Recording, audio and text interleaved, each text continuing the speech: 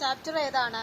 Next chapter മധ്യേ ഇങ്ങനെ മാധ്യമകാലത്ത് എന്ന് പറയുന്ന പാഠമാണ് നമ്മൾ എടുക്കാനായിട്ട് പോകുന്നത്. ടെക്സ്റ്റ് ഒക്കെ എല്ലാവരും എടുത്ത് വെക്കണം കേട്ടോ. അപ്പോൾ അതിൽ പേജ് നമ്പർ 49 ആണ്.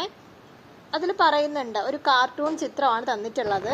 നമ്മൾ സ്വാഭാവികമായിട്ട് നമ്മൾ കേട്ട് മറന്ന ഒരു കഥയാണ് അല്ലേ, പഞ്ചതന്ത്രം കഥയിലുള്ള ഒരു നമ്മുടെ മുതലയുടെയും അതുപോലെ തന്നെ കുരങ്ങൻ്റെയും കഥയാണ് അവിടെ കൊടുത്തേക്കുന്നത്.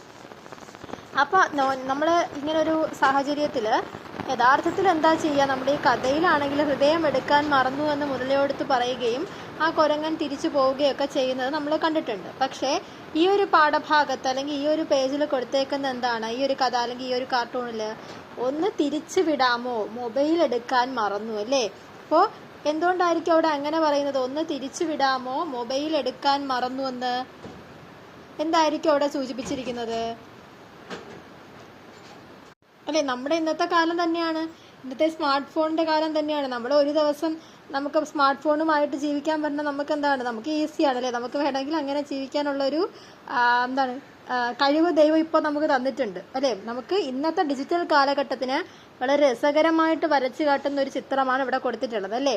പഞ്ചതന്ത്രം കഥയിലെ ഹൃദയത്തിന് പകരം ഇന്ന് സ്മാർട്ട് ഫോൺ സ്ഥാനം പിടിച്ചത് തികച്ചും നമുക്ക് ചിന്തനീയമായിട്ടുള്ളൊരു തമാശയാണ്. ഇന്ന് എന്താണ്, പഞ്ചതന്ത്രം കാലത്ത് ആ ഒരു ഹൃദയത്തിന് സമാനമായിട്ട് ഇന്ന് നമുക്ക് തിരിച്ചു പറയാൻ പറ്റുന്ന ഒന്നായി എന്ത് മാറി, ആ ഒരു സ്മാർട്ട് ഫോൺ മാറി അല്ലേ. ഇത്രയാണ് നമ്മൾ ഈ ഒരു കാർട്ടൂണിൽ നമ്മൾ കൊടുത്തേക്കുന്നത്. ഇനി നമ്മൾ പാഠഭാഗത്തോട്ട് കടക്കുകയാണെങ്കിൽ നമുക്ക് ആദ്യം പഠിക്കാനുള്ള പാഠഭാഗം എന്ന് പറഞ്ഞാൽ പാഠം 1 പ്രാർത്ഥിക്കുന്നെങ്കിൽ ഇങ്ങനെ എന്ന് പറയുന്ന KG ശങ്കരപിള്ളയുടെ പാഠഭാഗമാണ്. ഓക്കെ, പ്രാർത്ഥിക്കുന്നെങ്കിൽ ഇങ്ങനെ എന്ന് KG ശങ്കരപിള്ളയുടെ പാഠഭാഗമാണ് നമുക്ക് പഠിക്കാനായി ഉള്ളത്. അപ്പൊ അതിൽ നോക്കിയേ, എന്തൊക്കെയാ അതിൽ പറഞ്ഞേക്കുന്നേ. അയൽക്കാരൻ കുശുംബൻ, ഇതാ ഏറ്റവും നല്ല TV, ഇതാ ഒരിക്കലും ജരവരാത്ത തൊലി തരുന്ന സോപ്പ്, നാൾ തോറും ഇരട്ടിക്കുന്ന യൗവനം തരുന്ന ഗുഡുഗുഡു, ഇതാ ഒരിക്കലും ചുളിയാത്ത നെറ്റി തരുന്ന പോളിസി, കോടികളുടെ നിറം കാക്കാൻ ഇതാ സൂപ്പർ പവർ കളർ ഗാർഡ് അഥവാ ചതുർ സപ്തവർണ്ണ സംരക്ഷണം, ഇതാ ചിതലരിക്കാത്ത ഭാവി തരുന്ന തേക്കിൻ തോട്ടം, ഇതാ ഇതാ ഇതാ ഒച്ചകളുടെ ഉന്മത്ത ജ്വാലകൾ, എന്നുടെ ഒച്ച കേട്ടുവോ വേറിട്ട് എന്നവൾ ചോദിച്ചുവോ, കണ്ടതല്ലാതെ ഞാൻ അവളെ കേട്ടതേ ഇല്ല. അപ്പൊ നമ്മുടെ ഈ പാഠഭാഗം നോക്കിയേ, എന്താ ഇതിൽ പറഞ്ഞേക്കുന്നേ. അയൽക്കാരൻ കുശുംബൻ, ഇതാ ഏറ്റവും നല്ല TV, ഇതാ ഒരിക്കലും ജരവരാത്ത തൊലി തരുന്ന സോപ്പ്. ഇന്നത്തെ കാലത്തെ നമ്മൾ നോട്ട് ചെയ്ത് വെച്ചോളൂ കേട്ടോ. ആധുനിക കാലത്തെ എന്തിനെ പറ്റി അവിടെ പറയുന്നത്, ഉപഭോക്തൃ സംസ്കാരത്തെ പറ്റിയാണ് അവിടെ പറയുന്നത്, അഥവാ കൺസ്യൂമറിസം അഥവാ ഉപഭോക്തൃ സംസ്കാരത്തിനെ പറ്റിയാണ് ഇവിടെ പറയുന്നത്. എന്തും നമുക്ക് വാങ്ങാൻ സാധിക്കുന്ന അല്ലേ, നമ്മുടെ ഈ ഒരു ഉപഭോക്തൃ സംസ്കാരത്തിനെ പറ്റിയാണ് ഇവിടെ സൂചിപ്പിച്ചിരിക്കുന്നത്. പരസ്യങ്ങളുടെ അതിപ്രസരതയും അതുവഴി മനുഷ്യന് നഷ്ടമാകുന്ന ആത്മാർത്ഥമായിട്ടുള്ള ബന്ധങ്ങളെയും ഒക്കെ നമുക്ക് ഈ വരിയിൽ കാണാൻ പറ്റും. അതെങ്ങനെയാണ്, ആക്ഷേപഹാസ്യ രൂപത്തിലാണ്. അപ്പോൾ ഈ കവിത എന്ത് രൂപത്തിലാണ്? അപ്പോൾ 2 പോയിന്റ് നമ്മൾ പറഞ്ഞു. ഒന്ന് കൺസ്യൂമറിസം അഥവാ ഉപഭോക്തൃ സംസ്കാരം. ഒന്നാമത്തെ പോയിന്റ് ഉപഭോക്തൃ സംസ്കാരത്തിനെ പറ്റിയാണ് ഈ കവിത എന്ന് പറയുന്നത്, ഉപഭോക്തൃ സംസ്കാരം. ഇനി രണ്ടാമത്തതാണെങ്കിൽ എന്താണ്, രണ്ടാമത്തെ ആക്ഷേപഹാസ്യ കവിതയാണ്. അതായത് നമ്മൾ ഇന്നത്തെ ട്രോളുകൾ പോലെ തന്നെ സാഹിത്യരൂപം, നമ്മൾ ഇന്ന് ട്രോളുകളൊക്കെ കാണുന്നുണ്ട്, മീമുകൾ കാണുന്നുണ്ട്, അതുപോലുള്ള ഒരു സാഹിത്യരൂപമാണ് ഈ ആക്ഷേപഹാസ്യം എന്ന് പറയുന്നത്. നമ്മളെ കുഞ്ചൻ നമ്പ്യാരുടെ തുള്ളലൊരു ആക്ഷേപഹാസ്യമായിരുന്നു. അത്തരത്തിലുള്ള ഒരു കവിതയാണ് എന്ന് പറയുന്നത് പ്രാർത്ഥിക്കുന്നെങ്കിൽ ഇന്നലെ എന്ന KG ശങ്കരപിള്ളയുടെ പാഠഭാഗം എന്ന് പറയുന്നത്. അപ്പം നോക്കിയേ, അതിൽ പറഞ്ഞേക്കുന്ന ആദ്യത്തെ നോക്ക്, പരസ്യങ്ങൾ നിയന്ത്രിക്കുന്ന മനുഷ്യന്റെ പ്രാർത്ഥനകളാണ് ഇതിൽ പറയുന്നത്. എന്താ പറയുന്നേ, പരസ്യങ്ങൾ നിയന്ത്രിക്കുന്ന മനുഷ്യന്റെ പ്രാർത്ഥനകൾ. കവിതയുടെ ആദ്യ ഭാഗത്ത് നോക്ക്, എന്താ, അയൽക്കാരൻ കുശുംബൻ, ഇതാ ഏറ്റവും നല്ല TV, ഇതാ ഒരിക്കലും ജടവരാത്ത തൊലി തരുന്ന സോപ്പ്. അപ്പം അവിടെ എന്താ അവിടെ പറയുന്നത്, ഇന്നത്തെ മനുഷ്യന്റെ ആഗ്രഹങ്ങളും പ്രാർത്ഥനകളുമൊക്കെ നമ്മളെ ഈ വിപണിയിലുള്ള നമ്മളെ ചുറ്റും കാണുന്ന നമ്മൾ ഈ കൺസ്യൂമറിസം എങ്ങനെയാണ് രൂപപ്പെടുത്തുന്നതെന്നാണ് അതിൽ കാണിച്ചു തരുന്നത്. നമ്മൾ ഇപ്പോൾ നമ്മൾ ഫോൺ ഇപ്പോൾ എടുക്കുമ്പോൾ തന്നെ ചിലപ്പോൾ നമ്മൾ യൂട്യൂബ് കാണുമ്പോഴോ ഒക്കെ നമ്മൾ ഫേസ്ബുക്കോ ഇൻസ്റ്റാഗ്രാമോ ഒക്കെ നോക്കുമ്പോൾ നമുക്ക് പരസ്യങ്ങൾ കടന്നു വരാറുണ്ട്. അപ്പം നമുക്ക് ആവശ്യമില്ലാത്ത വസ്തുക്കൾ പോലും നമുക്ക് എന്ത് തോന്നും, നമുക്ക് വേണമെന്ന് തോന്നും അല്ലേ. അപ്പം ഇതാ ഒരിക്കലും ചുളിയാത്ത നെറ്റി തരുന്ന പോളിസി, കോടികളുടെ നിറം കാക്കാൻ ഇതാ സൂപ്പർ പവർ കളർ ഗാർഡ് എന്നൊക്കെ പറഞ്ഞാണ് പറയുന്നത്. അപ്പം ഇവിടെ ഉദ്ദേശിക്കുന്നത് എന്താണ്? അയൽക്കാരൻ്റെ അസൂയ.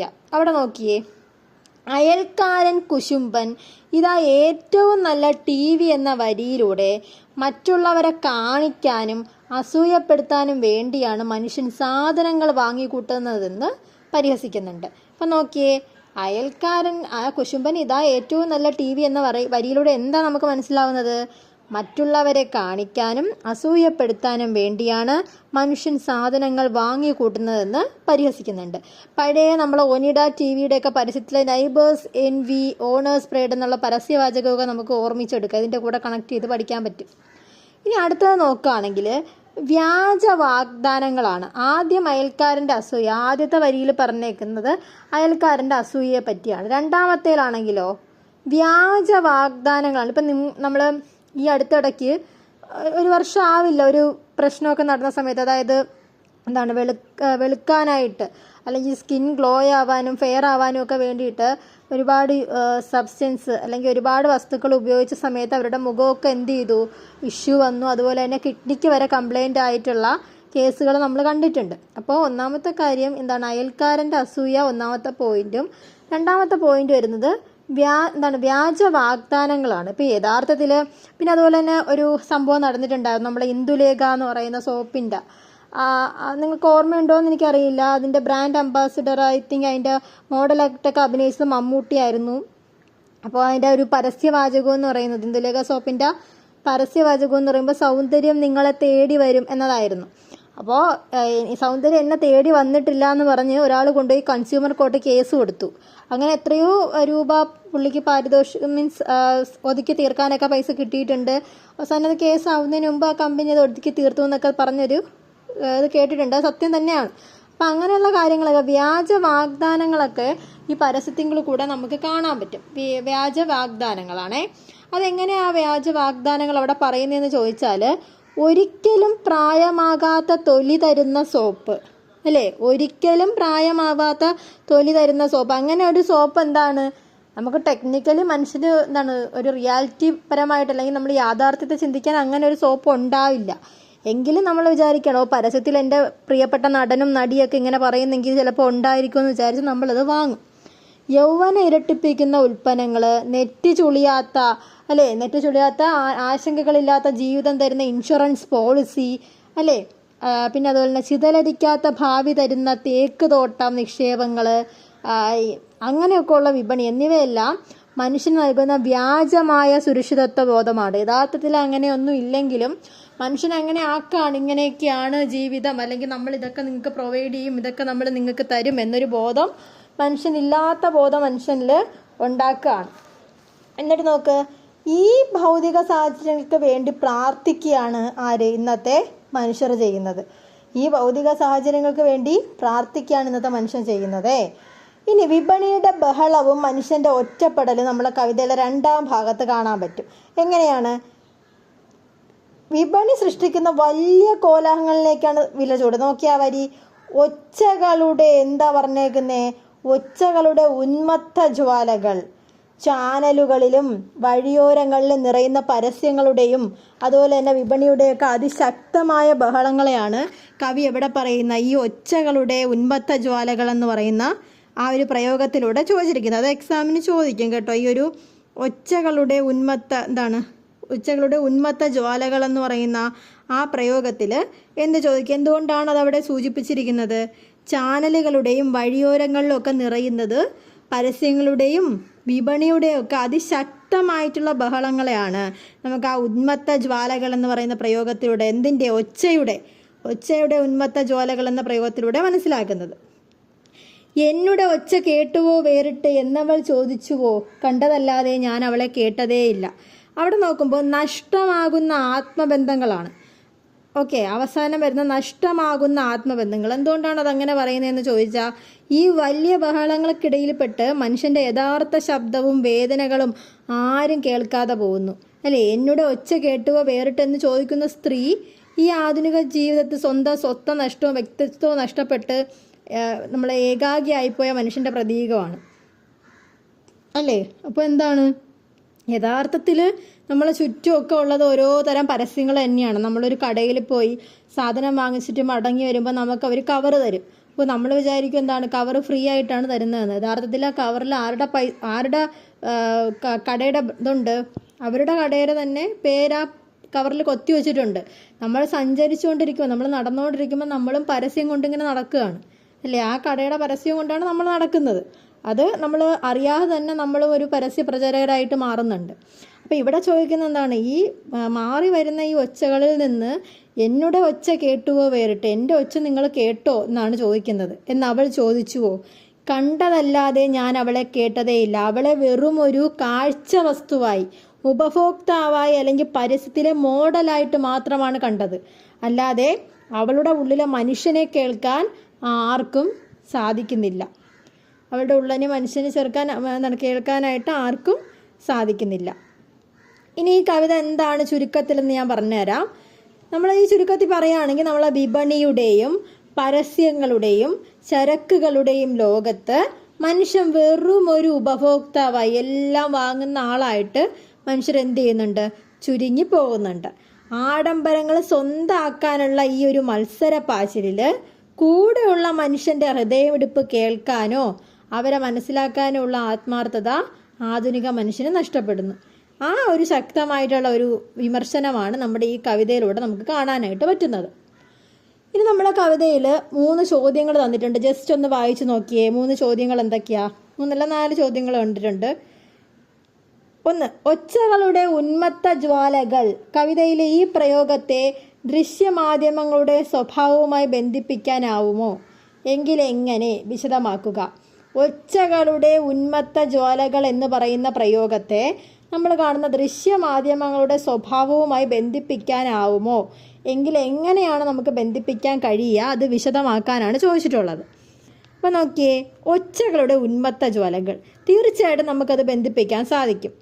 ഇന്നത്തെ ദൃശ്യമാധ്യമങ്ങളുടെ, അതായത് ടെലിവിഷൻ, സോഷ്യൽ മീഡിയ, പരസ്യങ്ങൾ, ഇവരുടെയൊക്കെ യഥാർത്ഥ സ്വഭാവത്തെയാണ് ഒച്ചകളുടെ ഉന്മത്ത ജ്വാലകൾ എന്ന് പറയുന്ന പ്രയോഗം സൂചിപ്പിച്ചിരിക്കുന്നത്. എങ്ങനെയാണ്?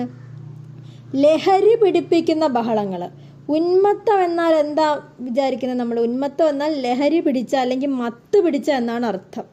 ദൃശ്യമാധ്യമങ്ങളുടെ ഈ പരസ്യങ്ങളും ചർച്ചകളും അമിതമായ കോലാഹലങ്ങളോടുകൂടിയും കണ്ണഞ്ചിപ്പിക്കുന്ന ദൃശ്യങ്ങളോടുകൂടിയൊക്കെയാണ് നമ്മുടെ മുമ്പിൽ എത്തുന്നത്. കണ്ണഞ്ചിപ്പിക്കുന്ന ഒരു ചിത്രങ്ങളൊക്കെ യൂസ് ചെയ്തിട്ടും അങ്ങനെയുള്ള കാര്യങ്ങളൊക്കെ ആയിട്ടായിരിക്കും എന്ത് ചെയ്യുന്നത്, നമ്മുടെ മുന്നിൽ എത്തുന്നത് ഇങ്ങനെയുള്ള ഈ ചിത്രങ്ങളൊക്കെ. അപ്പം നമുക്കത് വാങ്ങാനുള്ളൊരു ടെൻഡൻസീസ് വരും.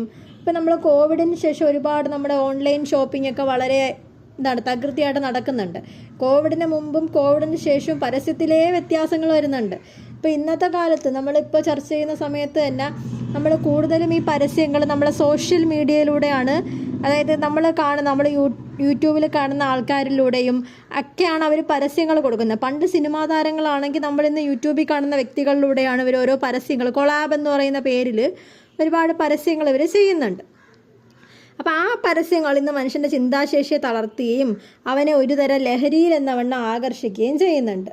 ഇനി ശ്രദ്ധ തിരിക്കുന്നുണ്ട്. ആളുകളുടെ ശ്രദ്ധ പിടിച്ചു പറ്റാൻ മാധ്യമങ്ങൾ ഉപയോഗിക്കുന്ന ചടുലമായിട്ടുള്ള സംഗീതവും അല്ലേ, ഭയങ്കര ഫാസ്റ്റ് ട്രാക്കിലുള്ള സംഗീതവും ആവർത്തിച്ചിട്ടുള്ള പ്രഖ്യാപനങ്ങളും വായനക്കാരനെയോ പ്രേക്ഷകനെയോ മറ്റൊന്നും ചിന്തിക്കാൻ അനുവദിക്കാത്ത രീതിയിൽ ഒച്ചപ്പാടുകൾ സൃഷ്ടിക്കുന്നുണ്ട്. അപ്പോൾ എന്താണ്, ആളുകളുടെ ശ്രദ്ധ പിടിച്ചു പറ്റാനായിട്ട് മാധ്യമങ്ങൾ ഉപയോഗിക്കുന്ന ചടുലമായിട്ടുള്ള സംഗീതം, വളരെ സ്പീഡിനുള്ള സംഗീതം, ആവർത്തിച്ചുള്ള പ്രഖ്യാപനങ്ങൾ വായനക്കാരനെയോ പ്രേക്ഷകനെയോ മറ്റൊന്നും ചിന്തിക്കാൻ അനുവദിക്കാത്ത രീതിയിൽ ഒച്ചപ്പാടുകൾ എന്ത് ചെയ്യുന്നുണ്ട്, സൃഷ്ടിക്കുന്നുണ്ട്. പിന്നെ ഉള്ളത് ആശയങ്ങളുടെ കടന്നേറ്റമാണ് അല്ലേ. ഒരു തീജ്വാല പോലെയാണ് ഈ മാധ്യമ ബഹളങ്ങളെന്ന് നമുക്ക് പറയാം. നമ്മുടെ ഈ ബോധമണ്ഡലത്തിലേക്ക് ഇവ എന്ത് ചെയ്യുന്നുണ്ട്, പടർന്നു പിടിക്കുന്നുണ്ട്.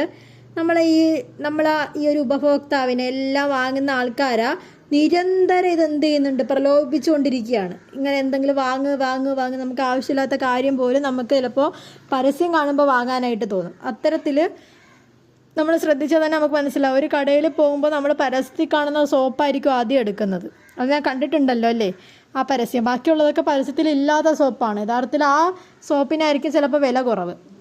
അതുപോലെ തന്നെ ഈ ഓരോ സ്ഥാപനങ്ങളുടെ പരസ്യം കാണുമ്പോൾ നമ്മൾ വിചാരിക്കും ആ സ്ഥാപനത്തിനെ പറ്റി എനിക്ക് പരസ്യത്തിലൂടെ പരിചയം ഉണ്ടല്ലോ എന്ന് പറഞ്ഞ് നമ്മൾ ആ സ്ഥാപനത്തിൽ പോയി വായിക്കും. യഥാർത്ഥത്തിൽ അതിനേക്കാളും കുറവ് വിലയുള്ള സ്ഥാപനങ്ങൾ പരസ്യം ഇല്ലാതെയൊക്കെ നമ്മുടെ ചുറ്റുപാടിലൊക്കെ ഉണ്ട്. സ്ഥാപനങ്ങളായിക്കോട്ടെ, അതുപോലെ തന്നെയാണ് ഈ വസ്തുക്കളും. ഓക്കെ, ഇത്രയാണ് അതിൽ നമുക്ക് പറയാൻ പറ്റുന്നത്. അതിൻ്റെ നോട്ട് ഞാൻ അയക്കാമേ. പുതിയ ജീവിതശൈലികൾ രൂപപ്പെടുത്തുന്നതിൽ പരസ്യങ്ങളുടെ സ്വാധീനത്തെപ്പറ്റി ചർച്ച ചെയ്ത് കുറിപ്പ് തയ്യാറാക്കുക. രണ്ടാമത്തെ ചോദ്യമാണ്. പുതിയ ജീവിതശൈലികൾ രൂപപ്പെടുത്തുന്നതിൽ പരസ്യങ്ങളുടെ സ്വാധീനത്തെപ്പറ്റി ചർച്ച ചെയ്ത് കുറിപ്പ് തയ്യാറാക്കുക. പുതിയ ജീവിതശൈലികളും പരസ്യങ്ങളുടെ സ്വാധീനവും. അപ്പോൾ നോക്കാം നമുക്ക്. ഇന്നത്തെ ആധുനിക മനുഷ്യൻ്റെ നിത്യജീവിതത്തെയും സംസ്കാരത്തെയും ഒക്കെ നിയന്ത്രിക്കുന്നതിന് നമ്മൾ പരസ്യങ്ങൾ വഹിക്കുന്ന പങ്ക് ചെറുതല്ല. നമ്മൾ ആവശ്യങ്ങളെക്കാൾ ഉപരി ആഡംബരങ്ങളെ ആവശ്യങ്ങളാക്കി മാറ്റുക എന്ന തന്ത്രമാണ് നമ്മൾ സ്വീകരിക്കുന്നത്. എന്താണ്? നമ്മൾ പരസ്യങ്ങളെ ആവശ്യങ്ങളെക്കാൾ ഉപരി നമ്മൾ എന്താ ചെയ്യുക? ആഡംബരങ്ങളെ ആവശ്യങ്ങളായിട്ട് എന്ത് ചെയ്യുന്നുണ്ട്? മാറുന്നുണ്ട് എന്ന തന്ത്രമാണ് നമ്മൾ പരസ്യങ്ങൾ ചെയ്യുന്നത്. വ്യാജമായിട്ടുള്ള ആവശ്യങ്ങൾ സൃഷ്ടിക്കൽ. കവിതയിൽ പറയുന്നത് പോലെ അയൽക്കാരനെ അസൂയപ്പെടുത്താൻ വേണ്ടിയിട്ട് വലിയ TV വാങ്ങുക, യൗവനം നിലനിർത്താനായിട്ട് പ്രത്യേകം സോപ്പുകൾ ഉപയോഗിക്കുക, ഭാവി സുരക്ഷിതമാക്കാൻ തേക്കിൻ തോട്ടങ്ങളിൽ നിക്ഷേപിക്കുക തുടങ്ങിയ എല്ലാ പരസ്യങ്ങളും മനുഷ്യന് കുത്തിവെക്കുന്ന ഓരോ ചിന്തകളാണ്. ഇങ്ങനെയൊക്കെ ചെയ്താലേ നമ്മൾ രക്ഷപ്പെടുള്ളൂ എന്നൊരു ചിന്തയാണ് മനുഷ്യർ കുത്തിവെക്കുന്നത്.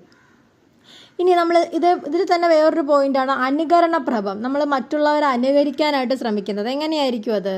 നമ്മുടെ സിനിമ, കായിക താരങ്ങളെയൊക്കെ ഉപയോഗിച്ച് ചെയ്യുന്ന പരസ്യങ്ങൾ കണ്ട് അവർ ഉപയോഗിക്കുന്ന വസ്ത്രങ്ങളും സൗന്ദര്യവർദ്ധക വസ്തുക്കളും ഒക്കെ തങ്ങൾക്കും വേണമെന്ന് നമ്മൾ സാധാരണക്കാരെന്ത് ചെയ്യുന്നുണ്ട്? ആഗ്രഹിക്കുന്നുണ്ട്. അപ്പോൾ സിനിമാ താരങ്ങളെയൊക്കെ ഉപയോഗിച്ച് ചെയ്യുന്ന പരസ്യത്തിൽ നമുക്കും എന്താണ് അവരുപയോഗിക്കുന്ന സാധനങ്ങൾ ഉപയോഗിക്കണം എന്നൊരു തോന്നൽ ഉളവാക്കുകയും നമ്മളെ കൊണ്ടത് ചെയ്യിപ്പിക്കുകയും ചെയ്യുന്നുണ്ട്. ഇത് ജനങ്ങളിൽ അനാവശ്യമായിട്ടുള്ള മത്സരബുദ്ധിയും കടബാധ്യതകളും ഒക്കെ ഉണ്ടാക്കുന്നു അല്ലേ? ഇന്ന് നമ്മളുടെ ഇടയിൽ അനാവശ്യമായിട്ടുള്ള മത്സരബുദ്ധി. ഇന്ന് നമുക്ക് തുറക്കാൻ പറ്റില്ല, എല്ലാം ഡ്രസ്സിൻ്റെ പരസ്യങ്ങളാണ് അല്ലേ? ഡ്രസ്സ് എന്ന് പറയുന്നത് നമുക്ക് ഇടാൻ പറ്റുന്ന ഒരു വസ്തുവിൽ നിന്ന് മാറിയിട്ട് അത് ആഡംബരത്തിൻ്റെയൊക്കെ പ്രതീകമായിട്ടാണ് മാറുന്നത്. ഇത് ആ ഡ്രസ്സിന് ഇത്ര രൂപ, അതിന് മാച്ച് ചെയ്യുന്ന സാധനങ്ങൾ എന്നൊക്കെ പറഞ്ഞിട്ട് അത് ആഡംബരത്തിൻ്റെ പ്രതീകമായിട്ട് മാറുകയാണ്. ഇപ്പോൾ ഒരുപാട് മുക്കിലും മൂവിലും ഒക്കെ ഡ്രസ്സ് വെക്കുന്ന ആൾക്കാർ നമുക്ക് കാണാൻ പറ്റും, പലതരത്തിലുള്ള. അപ്പോൾ അതൊക്കെ പരസ്യത്തിൻ്റെ ഭാഗമാണ്. നമുക്ക് അതിൻ്റെ ഒരുപാട് അങ്ങനെയുള്ള വസ്തുക്കളൊന്നും ആവശ്യമില്ലെങ്കിലും നമ്മൾ എന്ത് ചെയ്യാണ്? നമുക്ക് വേണമെന്ന് നമ്മൾ സ്വയം എന്ത് ചെയ്യാണ്? തീരുമാനിക്കുകയാണ്. ഉപഭോക്തൃ സംസ്കാരം. പിന്നെ നമ്മൾ നേരത്തെ പറഞ്ഞിരുന്ന ഉപഭോക്തൃ സംസ്കാരത്തിനെ പറ്റിയാണ്. ഉപയോഗിക്കുക, വലിച്ചെറിയുക. അതാണ് നമ്മുടെ യൂസ് ആൻഡ് ത്രോ എന്ന് പറയുന്നത്. ഉപയോഗിക്കുക, വലിച്ചെറിയുക അഥവാ യൂസ് ആൻഡ് ത്രോ കൾച്ചർ നമ്മളിപ്പോൾ ഒരുപാട് കാണുന്നുണ്ട്. യൂസ് ആൻഡ് ത്രോ അഥവാ ഉപയോഗിക്കുക, വലിച്ചെറിയുക. നമ്മൾ ആ ഒരു സംസ്കാരത്തിലേക്ക്, നമ്മൾ വെസ്റ്റേൺ കൾച്ചർ, ഇപ്പോൾ പണ്ടുള്ള നമ്മൾ അമേരിക്ക പോലുള്ള സംസ്കാരത്തിലോട്ട് നമ്മൾ പോവുകയാണ്. ഉപയോഗിച്ചതിന് ശേഷം നമ്മൾ വലിച്ചെറിയുകയാണ്. അതിനെ റിപ്പയർ ചെയ്ത് യൂസ് ചെയ്യാൻ നമ്മൾ ശ്രമിക്കുന്നില്ല. സംസ്കാരത്തിലേക്ക് പരസ്യങ്ങൾ നമ്മളെ നയിക്കുന്നുണ്ട്. പ്രകൃതിദത്തമായിട്ടുള്ള ശീലങ്ങളിൽ നിന്ന് മാറി കൃത്രിമമായിട്ടുള്ള ജീവിതശൈലിയിലേക്ക് മനുഷ്യൻ മാറുന്നത് നമ്മുടെ പരസ്യങ്ങളുടെ സ്വാധീനം കൊണ്ടാണ്. ചുരുക്കത്തിൽ പരസ്യങ്ങൾ ഇന്ന് വെറും ഒരു വിവരവിനിമയ ഉപാധിയല്ല, മറിച്ച് മനുഷ്യൻ്റെ സംസ്കാരത്തെയും ചിന്തകളെയും വിപണിക്ക് അനുകൂലമായി മാറ്റിയെടുക്കുന്ന ശക്തമായിട്ടുള്ള ആയുധമാണ് എന്തെന്ന് പറയുന്നത് നമ്മുടെ ഈ ഒരു പരസ്യങ്ങളെന്ന് പറയുന്നത്. ഓക്കെ, അത് രണ്ടാമത്തെ ക്വസ്റ്റ്യൻ്റെ ആൻസറാണ്. ഇനി മൂന്നാമത്തത്. കണ്ടതല്ലാതെ ഞാൻ അവളെ കേട്ടതേയില്ല. കാണുന്നതാണ് യാഥാർത്ഥ്യം എന്ന നിലപാടുറപ്പിക്കുന്നതിൽ ദൃശ്യമാധ്യമങ്ങൾ വഹിക്കുന്ന പങ്ക് എന്ത്? വിശദമാക്കുക എന്നത് ചോദ്യമാണ് അടുത്തത് വരുന്നത്. അത് നമുക്ക് നോക്കാം. മാധ്യമങ്ങൾ കാണിക്കുന്ന ബാഹ്യമായിട്ടുള്ള തിളക്കങ്ങളിൽ മാത്രമാണ് മനുഷ്യർ വിശ്വസിക്കുന്നത്. അതിനപ്പുറമുള്ള യാഥാർത്ഥ്യങ്ങളെ നമ്മൾ തിരിച്ചറിയാതെ പോവുകയും ഒക്കെ ചെയ്യുകയാണ്. അതാണ് ഈ വരി സൂചിപ്പിക്കുന്നത്. അതെന്തെന്ന് വെച്ചാൽ ദൃശ്യമാധ്യമങ്ങൾ എപ്പോഴും ദൃശ്യങ്ങൾക്കാണ്, വിഷ്വൽസിനാണ് പ്രാധാന്യം കൊടുക്കുന്നത്. അതുകൊണ്ട് തന്നെ മനുഷ്യൻ പുറമേക്ക് എങ്ങനെയാണോ അതാണ് സത്യമെന്ന് വിശ്വസിക്കാൻ സമൂഹം ശീലിക്കുന്നു. പരസ്യങ്ങളിൽ കാണുന്ന സുന്ദരകരമായിട്ടുള്ള മുഖങ്ങളും അതുപോലെ തന്നെ നിറപ്പകിട്ടാർന്ന ജീവിതങ്ങളൊക്കെ യാഥാർത്ഥ്യമാണെന്ന് നമ്മളങ്ങ് വിചാരിക്കും. ഇതുപോലെ തന്നെയാണ് നമ്മളെ യൂട്യൂബ് ചാനൽസും ഒക്കെ. അതാണ് ലൈഫ്, അതാണ് ജീവിതം, എൻ്റെ ജീവിതം എന്നൊന്നുമല്ല എന്നുള്ള രീതിയിലോട്ട് നമ്മുടെ ചിന്ത പോയാൽ നമ്മളവിടെ പരാജയപ്പെട്ടു എന്നാണ് അർത്ഥം. ആന്തരിക വേദനകളെ അവഗണിക്കൽ അല്ലേ? നമ്മൾ കേൾക്കുക എന്നത് ഒരാളുടെ ആന്തരികമായിട്ടുള്ളൊരു അവസ്ഥയാണ് അവിടെ കാണിക്കുന്നത്. അപ്പം നമ്മൾ എന്ത് ചെയ്യാണ്, നമ്മൾ മനുഷ്യരെ വെറും ഒരു കാഴ്ച വസ്തുവായിട്ടാണ് കാണുന്നത്. നമ്മൾ മനുഷ്യനായിട്ട് കാണാതെ അവൻ ഇട്ടിരിക്കുന്ന ചെരുപ്പ് ഏതാണ്, അവൾ ഇട്ടിരിക്കുന്ന ബാഗ് ഏതാണ്, അവൾ ഇട്ടിരിക്കുന്നതിന് എത്ര വിലയാണ് എന്നൊക്കെ കാണാനാണ് നമ്മളിപ്പോൾ ശ്രമിക്കുന്നത്. പണ്ട് അങ്ങനെ ആയിരുന്നില്ല. പിന്നെ ചാനലുകൾ എഡിറ്റ് ചെയ്ത് കാണിക്കുന്ന ദൃശ്യങ്ങൾ മാത്രമാണ് ശരിയെന്ന് നമ്മൾ പ്രേക്ഷകർ വിശ്വസിക്കുന്നുണ്ട്. അതിലൂടെ എന്താണ്, മനുഷ്യർക്കിടയിൽ ആത്മാർത്ഥമായിട്ടുള്ള സംഭാഷണങ്ങളും യഥാർത്ഥമായിട്ടുള്ള തിരിച്ചറിവുകളും ഒക്കെ എന്ത് ചെയ്യുന്നുണ്ട്, നഷ്ടപ്പെടുന്നു. ഇതാണ് ജീവിതം എന്നൊരു തോന്നൽ ഉണ്ടാക്കുകയാണ്. ഇനി ചർച്ച ചെയ്യാനാണ് വിഷയത്തിൽ സംവാദം സംഘടിപ്പിക്കുക എന്നാണ്. സംവാദം എന്ന് പറയുമ്പോൾ ചിലർ അതിനെ അനുകൂലിച്ചുകൊണ്ട്, ഒരാൾ അനുകൂലിച്ചും ഒരാൾ പ്രതികൂലിച്ചും ഒക്കെ സംസാരിക്കുന്നതിനാണ് സംവാദം എന്ന് പറയുന്നത്. ഇനി നിങ്ങൾ ജസ്റ്റ് ആ കവിത ഒന്ന് വായിച്ചു നോക്കിയിട്ട്